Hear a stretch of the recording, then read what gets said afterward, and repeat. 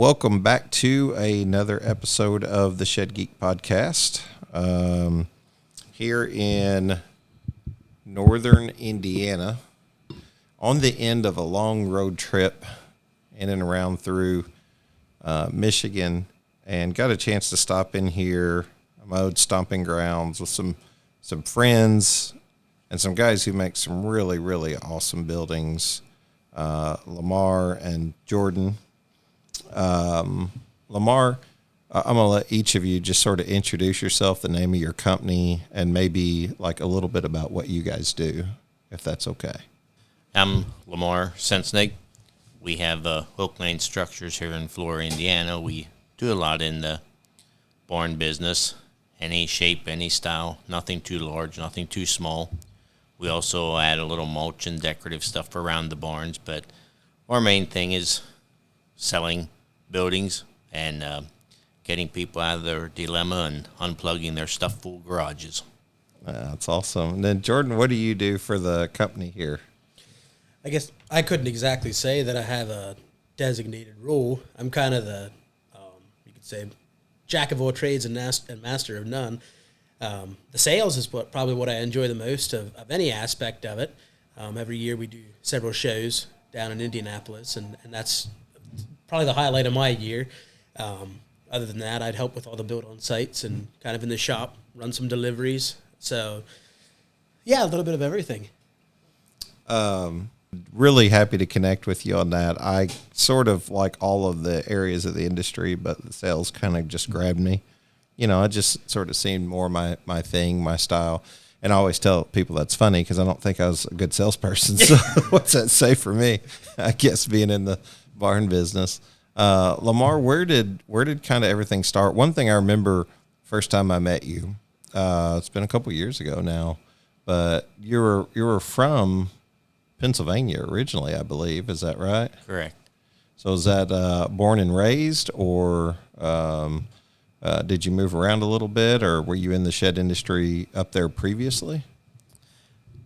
No, I was not in the shed industry previously. We moved out here on start of church work, which we were asked to relocate to this area. And then we had intentions of buying another company out, which then in turn we started putting a different line in place before we bought it, and then he reneged and went and sold to someone else, and we just kept right on going, and that's basically how we got started in it. And we kept going that way and kept growing from there. How long ago has that been now? We started up in 2006. Okay. So you've been at it for quite some time. And then Oak Lane Structures in Flora, Indiana, which is where we're at. That's the name of the company. What's it been like after all these years, 15 years? What do you take away from it? As far as how business has grown, or?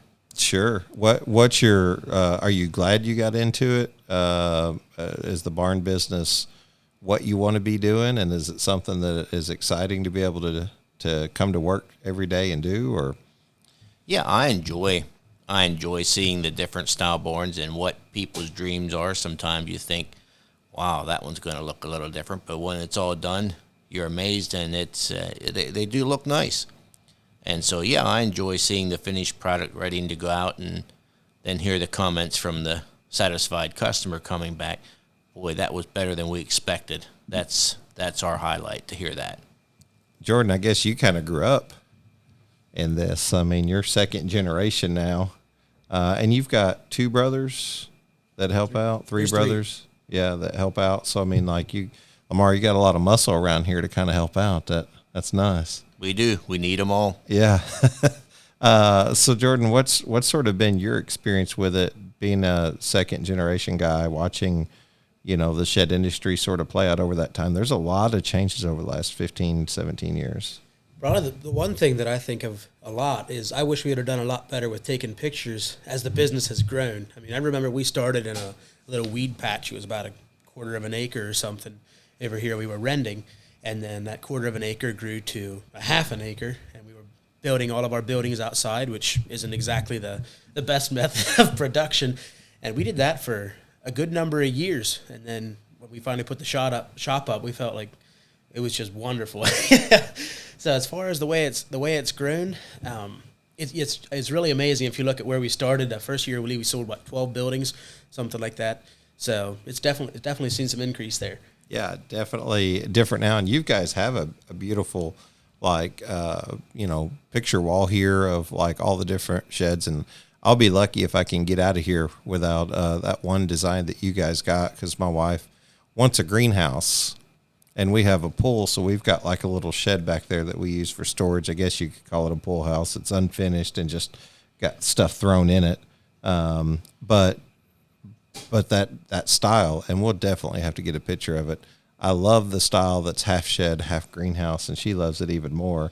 And then on top of this, you're selling poly furniture. So you guys are trying to load me up with some furniture inside the shed and bring it on down. So you never know where this is going. This might have been a detrimental stop on our trip. We may end up spending more than we make on this trip. So. Well, that would make your delivery cheaper in the shed if you allow us to fill it up with furniture and tables, benches, whatever you need. Always be closing, right? Yeah. Lamar, always be closing. Well, it is. It's beautiful stuff. And Jordan, that's kind of an example of the shed industry. Really, your location here is you guys offer several services. You talked about on-sites. I know we were kind of talking about double wides and how that's becoming a bigger thing. You've got steel structures, you've got metal carports and things, but furniture, all the things that sort of complement your sales lot here whenever a customer pulls up. You guys sell agriculture needs. There's a whole host of things you can do. Gravel. Do you find that those things are just complementary to bringing people in? You're kind of this ag sales lot, so to speak. The one thing we hear from a lot of individuals is that they like the idea of spending all their money at one spot. They come here, they want to buy a building, they need someone to do the gravel base. That turns into adding a driveway to that building. And while they're here, they fall in love with these chairs just like you're doing right now. So, so it kind of works as a package deal. Sometimes they come out and putting the building where they wanted it turned it a lot more invasive than they wanted, because lasers don't lie. And although the yard was flat, we have 2 feet of drop. So now that means hauling topsoil in. And so now they need to sow some grass seed and spread some straw blankets. And we're here to supply all those needs for them if we can. Have you ever had a customer ask you about how to supply power to their shed? Do you sell electrical kits as an upsell for your sheds currently? Do you want an easy, no-hassle option to offer for your customers when they want to add electric to their sheds? Check out EcoEthics Solar. EcoEthics Solar is looking for shed manufacturers and shed dealers who want to be able to provide a solar electric option to their line of sheds. With EcoEthics Solar, you can purchase the Sunsaver, a solar product specifically designed with the shed owner in mind. Want to offer a larger product that can operate a full tiny home? At EcoEthics Solar, they have the necessary product, training, and capacity to meet your customers' needs. Installation for the Sunsaver is simple and takes just 45 minutes. You can even install it right there in your sales lot or at the manufacturing facility. EcoEthics Solar even provides hands-on in-person training if necessary. Plus, they will provide you with video tutorials and handouts with specific installation instructions that keeps adding a solar-powered electrical system to your shed fast and simple. In many cases, the end user can even perform the installation once the shed is delivered to their home. If you are interested in purchasing a unit for display and then drop shipping your orders, or even ordering multiple units to have available as you build, contact my friends at EcoEthics Solar at 336-250-1284 or email sales@ecoethicsolar.com. Lamar, I would imagine from 2006 to now, 17 years, roughly 16 years, you've seen quite a bit of changes even throughout the shed industry. What was it like whenever you got started in 06 here? Did customers wouldn't have been finding you as much online? No, a lot of it started through sight, driving by the road. We started with a small lot here with 5 barns on the lot, and my pop-in-law and my dad both thought we were pretty extreme. And as time went on, they thought we'd gone a little crazy when we have 20, 30, 40, 50 sheds here. But, when you drive by at 5 sheds, you can see what they have. When there's 50 sheds, you'll get the customer to pull in, and then they'll start telling their friends, and then that brings your word of mouth brings your best customers. Jordan, that's a good point. It's a conversation I've had more than once on this trip already up in through Michigan, and we get a lot of time to sit down and talk with folks whenever we do interviews, go eat lunch or dinner or something with them, and just kind of not just their story, but kind of their impression of sheds and things like that. What Lamar's talking about is sort of a topic of conversation that we had that went something like this. Unmanned lots with 5 buildings can be maybe profitable. Do you see them as a good adventure? Or super lots? And then what's considered a super lot? And is 40 to 50 buildings, that number is 100, 200, 500, who knows? I don't know how many builds are out here. You see a lot of the different Facebook posts where everybody does things just a little bit different. Do you feel like that having a large amount of inventory definitely brings in more customer and gives you more options to sell? I feel that it does, and that's largely because we're a very, very customized builder. We don't have a prototype building exactly that we offer in 4 different sizes and 3 different roof colors and 2 stain options, and that's just what you get. We deal a lot with HOAs, custom building to match a house. And so people aren't going to know all that unless they drive by and say, oh, here's a guy that has a few more buildings in the lot than the fellow we saw half an hour away. Let's stop in and check it out. And then they start driving around, and now they're looking at all these buildings. They're like, well, hey, look at that option and that one and this. Oh, and next thing you know, their mind's really rolling on what the possibilities are here. And pretty much the possibilities are endless. People come in and they say, well, what can you do? And the final answer to that is, if you like it, I love it. So we'll make it happen for exactly what you want. Yeah, so. For sure. Well, customization, there's so much room in customization. And Lamar, probably you being in Pennsylvania, you probably saw a lot of the customizations that they were doing up there. I won't say you brought that style here, but I mean, I won't say you didn't either. There's, some companies go for more of a cookie cutter type building, and it's not a criticism by any means. I mean, people take 2 different approaches, right? Well, and there's room in this market for everybody. I mean, there's people that'll stop in here and through the conversation, it becomes pretty obvious we're not a fit. They want a building that's something I'm not really willing to build because I don't want to cater to that style. And sometimes that means I have to give them a different vendor and say, I really think you need to go talk to Andy over here. And that works. I mean, then Andy might send a customer here because we offer something that he's not capable of adding to his line, or he flat out just has no interest in it. So in response to is a big lot better than a small lot? In my opinion, yes, it is. We've had various satellite lots, and they do perform to a certain extent, but the home office still outsells them all every time. Yeah. I hear that with a lot of others that do the similar process, that put out some satellite lots. Home office typically does things. Lamar, what are some things looking back over 15, 16 years you wish you would have known getting into this industry?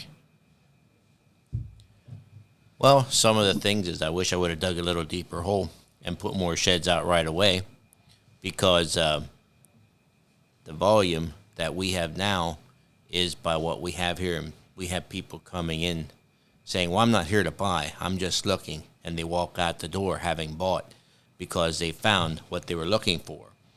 And, probably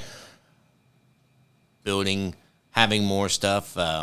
We got into delivering our own sheds. At first we tried some sub-drivers, and that didn't always pencil out the best until we went to our own, and we have had different options. But, I think my biggest thing would probably have been put a few more out. Was there any resources that you would attach yourself to kind of learn? Was it learning from other manufacturers, other dealers, even in hauling, whenever you guys kind of went with more of a vertical integration with having hauling internally? Was there people to lean on through that process to try and learn from? Well, we kind of learned the hard way and learned as we went. That's what we done. And you have made mention of bringing some styles out from Pennsylvania. Yes, that was kind of what we wanted to do, is bring a nicer we had more the cookie cutter style when we first started. And then we added options and we added some more decorative ones. And that has really, in turn, then added to what people saw. Some people wanted just the plain cookie cutter shed. And we could do that too. So we can do whatever. The shed industry is comprised of a diverse group of companies, but also a diverse group of shed sellers. Proven sales processes are the backbone of successful businesses, and their effectiveness cannot be overstated. At ShedU, our processes provide a structured framework that guides the shed sales professional through the various stages of the sales cycle, ensuring consistency and efficiency. By following a proven process, shed salespeople can better understand their customers' needs, build trust, and tailor their approach accordingly. Additionally, these processes are developed based on years of experience and extensive market research, incorporating best practices and strategies that have yielded positive results. Your Sheducation from Shed University will not only minimize guesswork, but also maximize the chances of closing deals and achieving sales targets. Our proven shed sales process will empower you or your shed sales team to work smarter, not harder, and lead to increased productivity, customer satisfaction, and business growth. It's time to take the guesswork out of your shed sales process. Invest in yourself and your team when you attend class at Shed University. Don't be tardy. Book your ticket now at sheduniversity.com for this year's session on January 23rd and 24th at the Knoxville Convention Center, just before the GSCB show. At Shed University, class is now in session. So Jordan, we kind of got Lamar's perspective on 16 years, but what's it been like for you seeing just even the change over 15, 16 years of being in the shed industry? Well, I guess I could say I haven't seen a whole lot of negative change, especially for us as a company here. I mean, remember when we started building outside and with 5 sheds in the lot and everything, it's all been uphill. So that's definitely a plus. As far as industry related, there's a lot of things that have been changing. I mean, you mentioned marketing, that's changing continually. Advertising that's also it's a little difficult to find out what's going to work, what's not going to work. The trial and error is where that all the rubber hits the road there, I tend to think. We do have several things that we use for advertising that has been pretty tried and proven. We're happy with them. But that being said, there's definitely room for improvement anywhere. So yeah, it is. It's sort of a moving target, especially whenever you think about things like websites and configurators and ads and who we're trying to reach, who we're trying to hit. And the ultimate goal is, Lamar, when you got a passion to build sheds and you build these really nice sheds, got to do something with them, got to sell them somehow. And that seems to always be the struggle. We had nice things that come along. Well, it's not a nice thing, but we have moments like COVID that come along that kind of increase the sales, but generally speaking, if we're just doing this, the grind day in and day out, what do you kind of owe the success to that? Or, I mean, right now you stick some sheds out here on the lot, and if you don't have enough foot traffic, you almost got to kind of go out and get people and let them know that you're there, right? Yeah, and I would say a lot of people here where, may I put it this way, a lot of people come in here and say, we see the difference in the quality of your buildings. Mm-hmm. And then that's where we can get to talking and explain to them, and we can tell them, look, this is how we do ours, and some of the other companies do it this way, and that's why we feel this is a good quality build that's going to last you for a long time. And so I like when people tell me that I can see the difference. And that's, I think, what is a good helping and selling point for us. Sure it is. The quality's noticeable right away. Me and Jordan were just discussing, like, nobody ever comes in and says, give me less price. I mean, give me less quality. That's like, give me less price. Mm-hmm. No one will ever come in and say, hey, went down the road, and I'm not, picking on your people around here locally. I'm just using this in general, more of a generalized statement for every shed dealer. No one will ever say, I saw the buildings down the road and they were higher priced. I want your building that's less quality, but I want it at the same higher price. They'll never say that. They'll say, they'll always say, I want that nice quality building, but I want it at the lower price. So just being confident in your pricing matters. I'm sure you've had to experience some of that over the years. Now, one other thing that we've had a lot of people ask is, well, how much can this floor hold? And that's one thing, a question I really enjoy answering, because especially on our double wides, we'll do 8-inch on center floor joists and 3/4 inch treated plywood on top of that. So that'll hold a terrific amount of weight. Yeah, and 8-inch. There's some of our competitors. That's awesome. There's some of our competitors. They'll do 24-inch on center and 3/4 inch OSB, and we're not really talking a comparison there at all. Yeah. And we got to ask that question so often. So here this past winter, we had a double wide that we were building, and so we parked that floor out here on the lot, just the floor, and we parked our semi and the triaxle side by side on it. So this is what the floor will hold. You think it'll hold the lawnmower? Yeah. And people usually have a lot more confidence in our construction at that point. The visual aspect of that really does a lot. Do you find other areas of using visual effects like that helpful in like sales? Like, have you considered like staging any of the sheds, or putting stuff in the sheds to kind of show them what it would look like, spatial awareness, that type of thing? We try to, and we've talked about if we ever, obviously this office here is getting badly outgrown, and so we need to build something bigger in the near future.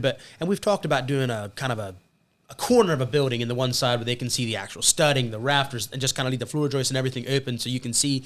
What you see is what you get. As far as we try to keep lofts, workbenches, pegboard kits, little details like that on display periodically, just to help people see what their options exactly are.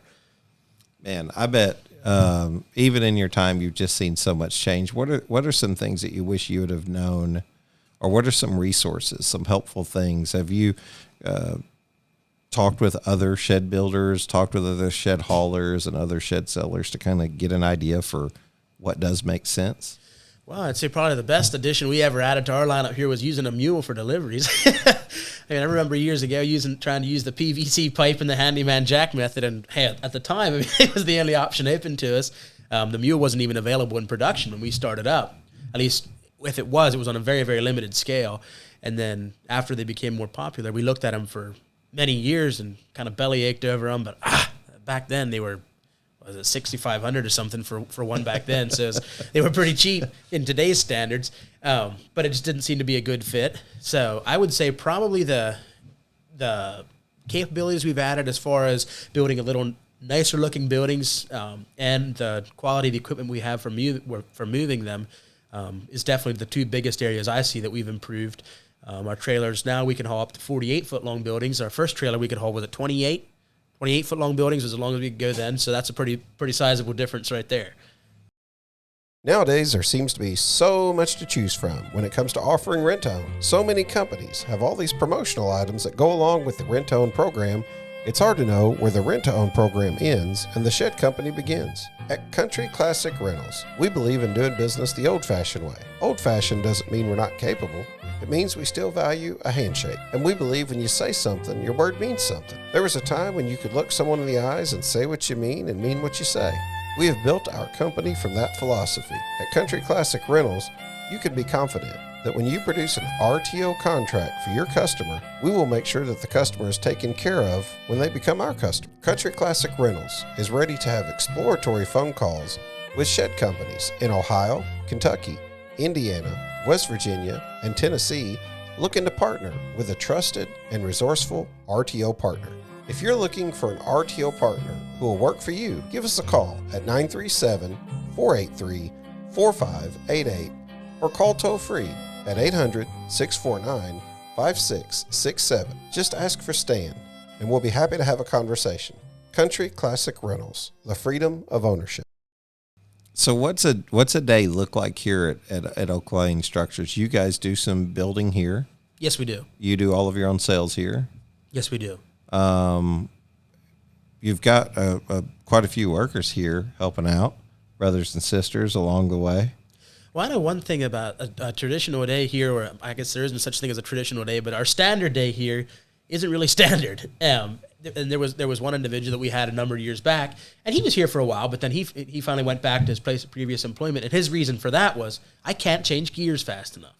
And that's a little bit of a negative we have here. I mean, for us, it's not a big problem, because that's, for myself, I was raised doing that, but we have the mulch yard in the spring. That's very, very hectic. We got to keep up with our bagging, our mulch deliveries, in addition to keeping the schedule flowing nice with the storage building deliveries. The lawn furniture is also very busy at that time of year. So things like that, we come in here to work, and we often have a plan that, we're going to have this 12 by 24 pulled out of the shop here by lunchtime, hopefully, and next thing you know, it's tomorrow morning, and we're still just working at putting the rake on the roof. So it depends a lot on how things fall out, work in there. Some of it's weather contingent. We try to cram shed pads in kind of around the rain, just because it minimalizes damage to the customer's yard.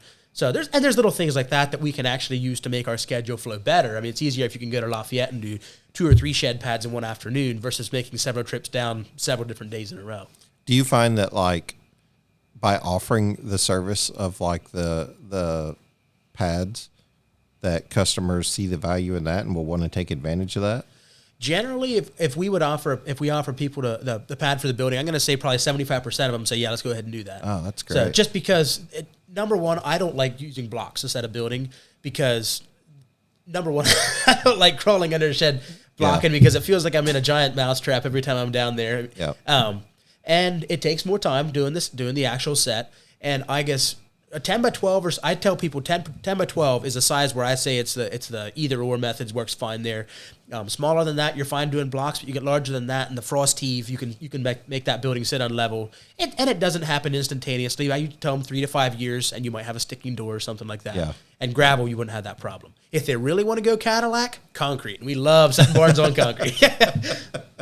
What do you think, Lamar? Do you get these quotes for these things? Are you like, yep, let's get the boys out here and let them take care of that work? They're a lot of muscle, and they're able to take care of it on their own. They're well spoken. They're all hard workers. Probably very proud of your family, I'd say. Yeah, they do a great job. If I had to do it all myself, why, we would never be where we're at today. Yeah. It's just we need like I tell them, we need every nut to keep the wheel tight. Yeah. So it keeps us all stepping. And back in relation to what Jordan has said about trying to keep everything, the shed's getting later. Some nights it's almost another sleepless night to keep after all the demands. And that's one thing that worker that he was talking about referred to, that he just couldn't do that. Yeah, He wanted a factory job, basically. Yeah. And around here, it's like, if this is what's pushing, we got to do this. I like variation, and my boys kind of like that too. It's a tale of a small business being able to adapt, overcome, whatever the day brings. Definitely very cool. What are some of your favorite moments over 16 years of being in the shed industry, outside of what's helpful for others and what's helped you? What are just some generalized maybe stories? Any favorite customers come to mind? Any good experiences, and that made you kind of glad to be in the barn business? Well, one of the things is when you take we just done a building here recently. It was a double wide, and the lady stopped in and asked us about it, and she was very skeptical of our capabilities. She goes, how can you bring a building in 2 pieces with the roof hinged? And we got out there, we got it all set up, and after that was all done, she said, I was not sure at all, but boy, she goes, I am proud of the building. She goes, you did what you said. She was sure there was going to be a lot of problems till we got this all done, and everything went together. I think we had it all up in basically one day, and then a few little things that we had, the details that she wanted done, but she was very, very pleased, and that's what makes everything interesting. Jordan, does anything come to mind? Favorite build, favorite delivery, favorite customer, just experience? I don't have exactly a customer experience in my head, but I know with the play sets we offer, that's one thing I always enjoy delivering, because obviously with the play sets, children are our best salesmen, and you deliver a play set and there's not real many unhappy faces around there.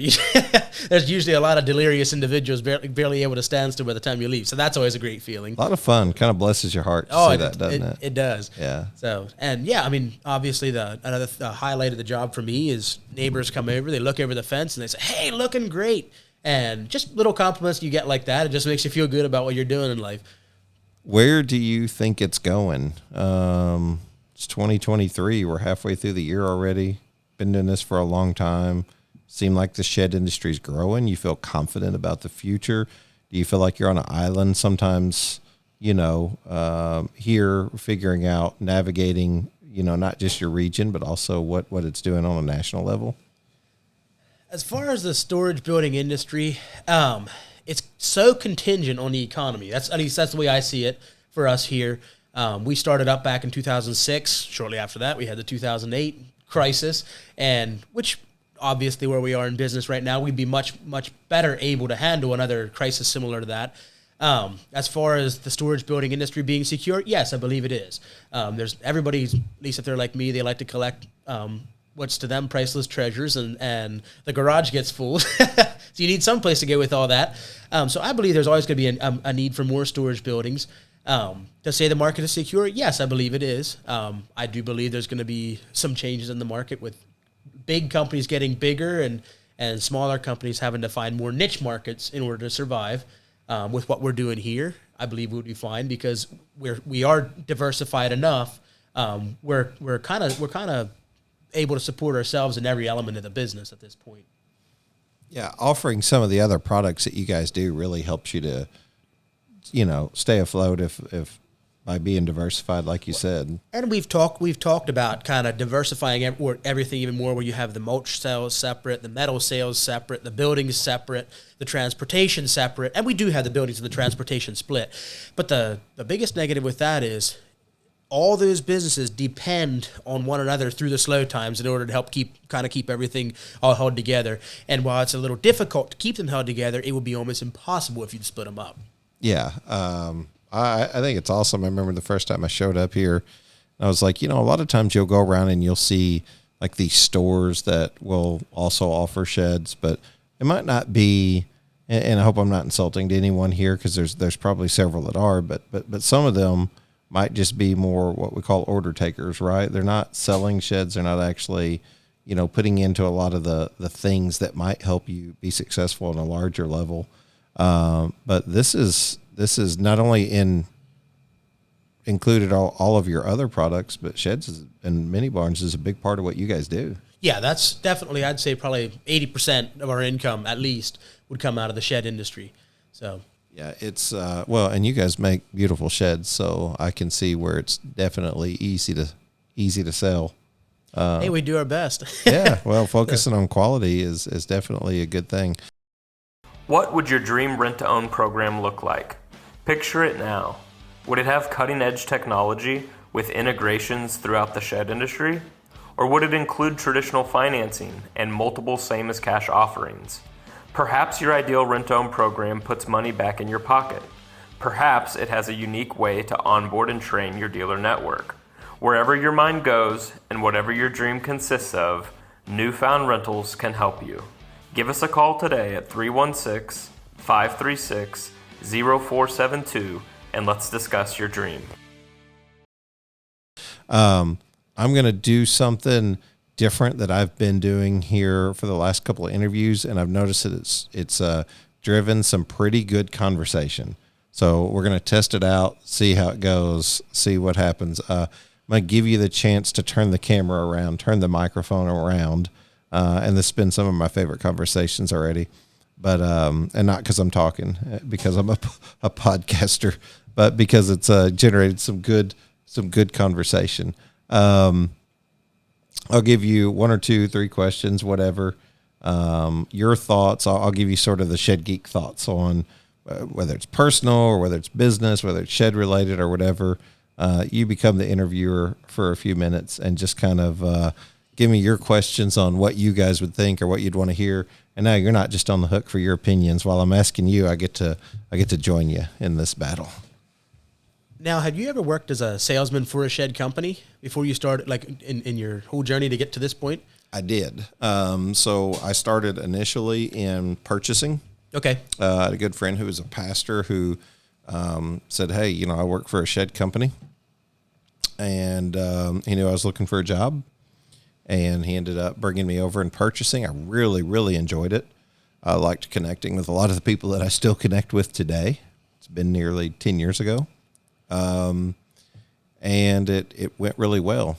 And then I did some work in faith-based drug and alcohol rehabilitation. And I had a friend who said, hey, I just started as a sales manager, so do you want to sell sheds? And I was like, you know what, let's do it. So yeah, that's kind of how I got into it. Was initially was purchasing, and then he asked if I wanted to, and I just kind of had this, I don't know, maybe I was at this moment in my life, Jordan, where I was trying to learn everything that I could, you know, about myself and my product and my competition. And so, yeah, I sold and had some pretty good success, hit number one a couple of times in the company and things like that. And it was, I worked, so ironically, I worked in customer service for 10 years, but I didn't work specifically in sales. Okay. So learning the complexity of sales and how it can drain you emotionally, that took a little bit if you want to be successful. Mm-hmm. One of the books I read was actually recommended by the company owner. It was a Little Red Book of Sales by Jeffrey Gitomer. I always will remember it because the one thing that stuck out in the book the most out of everything, and there was lots of good in it, was to celebrate the success, or celebrate the effort, not the success. So just keep putting in the same effort week after week. And some weeks that's going to drive, you know, a ton of sales, and the next week maybe not so much, but you keep celebrating putting in the same consistent effort rather than, oh, I had one good day, so now I can take it easy. No, you just keep putting in the same level of dedication every day. And I feel like that's probably been one of my biggest life lessons. We took that attitude into, like, when Deanna found out she had cancer. Like, we were like, don't get too up whenever things are up. Don't get too far down when things are down. Mm-hmm. If we get bad news, take it in stride. If we get good news, don't celebrate.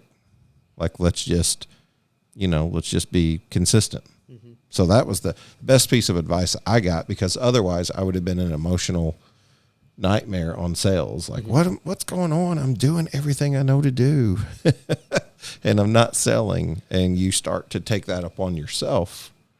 You have to use the tools and things that are available to you. Mm-hmm. You know, like, you have to, like, I think that it's smart to grow and to embrace new ideas and new technologies and things that can be helpful. But just don't be too hard on yourself, because otherwise you'll just be on an island by yourself thinking that, you know, hey, this is always, I'm just not doing the best that I could be doing. So short answer, yes, I did sell. Lamar, you got any questions for me? Anything that, like, comes to mind? I know that you're a wise guy. I love our conversations. I've been listening to what you're telling me. See where I can grow. I don't know. Yeah, I don't know if I've offered too much advice here, but definitely love to sit down with people and talk with them in the shed industry. Anything else that comes to mind? Not off the top of my head right now. No. Yeah. Any shout outs that you guys want to give? Any people, any companies, anything like that along the way? There's people that's been really helpful to you guys. Yeah, I would say Alvin at Ramco has far surpassed when we need metal and stuff ordered for our buildings. He's a good fellow that has helped us a lot. He's there to help us and get us what we want. What final question, I guess, maybe, Jordan, but just curious your thoughts on this. What's sort of I always tell people, use the podcast for your own personal, benefit with content creation and social media feeds and things like that. If your customers was able to find out, like, hey, what's buying a building from Oak Lane Structures mean what's sort of your customer service philosophy? Whenever somebody comes in to purchase from Oak Lane, what do you want them to know? The number one thing I want them to know is, number one, the customer's always right. And they bring their opinions in here, and at that point, my job starts in keeping them happy and producing their dream into reality for their backyard. It's obviously some people that's a lot more difficult than with others because some people have almost unrealistic expectations. That being said, we had one customer in the fairly recent past that she wanted to come and edit her building before it was delivered. So we called her when we had it done, and she came up here and she went over the inside, and then it was a potting shed and it had a painted interior. And where we had routed around some of the windows, there was a couple of little wood burrs, just little splinters. But to her, that was a big issue. She wanted them things all trimmed out. So I put an hour and a half in just the potting area, going around with the utility knife, cutting all these little wood shavings off. And then we'd retouched up the inside, made it look all pretty. And she gave us a 5-star review. She was delirious with that building. So that is, I believe, customer relations is probably the most important thing. Another thing I like to tell people is not all buildings are created equal. And we touched on that earlier. I mean, there's some people that are strictly dollar shoppers. There are other people that quality is a very, very high emphasis. And while we do have a Super Saver line that we try to sell at a little more economical price, it's not our flagship model. So we just simply have that to where we can kind of try and help everybody out here if possible. Man, you are like made for sales. You are just a intelligent speaker. Like, you're really on top of your game. Every question, I can tell that you're passionate about what you do. I can see why sales sort of like pulls you. Well, I tell you what, we need sales is my highlight. Yeah. So I believe it. I appreciate your immediate response. I can tell you're just well thought on being able to do this for so many years. What's it? And I said final question, but you know what? I can keep asking them. It's my show. I guess I can do what I want. What do you feel like is like the future for Jordan? You just want to like sell a shed to everybody, take over the shed world? What sort of like drives you? Well, to be quite honest, the manufacturing end is not my highlight of the industry. The sales industry, I thoroughly enjoy it. I enjoy doing the deliveries. The shed market's all I've really known. So I'd like to think I'm good at it, but I'm probably not the best judge of that. I believe this business could continue to grow. Probably the biggest need that we've been seeing is the ability of finding good help, which I know we're not alone in that. I'm sure everybody listening to this podcast is going to probably say, he's got a point. But yeah, I mean, I believe the shed industry, and particularly us here, will continue to grow. I mean, we're just going to have to kind of continue to adapt to the opportunities that are handed to us, and sometimes that means rolling with the punches, but get up again. So, man, I think it's cool. Love what you guys are doing here, Lamar. I'm glad we got to meet so long ago, and if we can be of any assistance, it's always nice to be able to connect with you just occasionally, and I come through this area quite often, so it's a pleasant stop. Appreciate you and your family allowing me to take over your lot back here and park the camper for the night. It was very much appreciated. Certainly wish you just tons of success in everything you do. I really think you have like the right people around you to help continue to make this thing successful. Jordan, I just can't say enough about, gosh, having a guy like you on the team would be really, really amazing. Just because you're well-spoken. I can see when a customer walks through the door that you have a zeal and a genuineness to want to get them, the right product. And well, I like to have a paying customer as well as the next guy, but I like to think when we leave a project, we're leaving friends behind, and that word of mouth is our best advertisement. So we're dependent on those happy customers in order to make that happen. Man, I need to interview you more. Like, you've got like really solid answers. Like you got to get on YouTube. Like your personality just shines through. And that's pretty awesome. Listen, I appreciate you guys letting us crash here today. I believe in faith first and living by conviction of putting your faith out there in all that you do. All that we have has been given to us because God's allowed us to have it. Hope that everybody found something great in today's show, something that could be helpful, something that was inspiring to you. Certainly open for questions, comments, guests. Want to continue to do some of the stuff that you guys saw recently with the shed seller, shed hauler, shed manufacturer. show. I wouldn't even mind getting multiple salespeople or haulers or builders together to sort of have a discussion, and maybe that's having somebody there from a rent-own personality or building personality or a 3D configurator or something along those lines, but we'll definitely get it figured out. Ask that anybody who would want to continue to follow the Shed Geek podcast, feel free to go on shedgeek.com and take a look at the website and fill out for the weekly newsletter. The newsletter does come out with each show and has a bio of today's guest, and it will have links to their site as well as advertisers for the site. Certainly encourage you guys to take a look at that.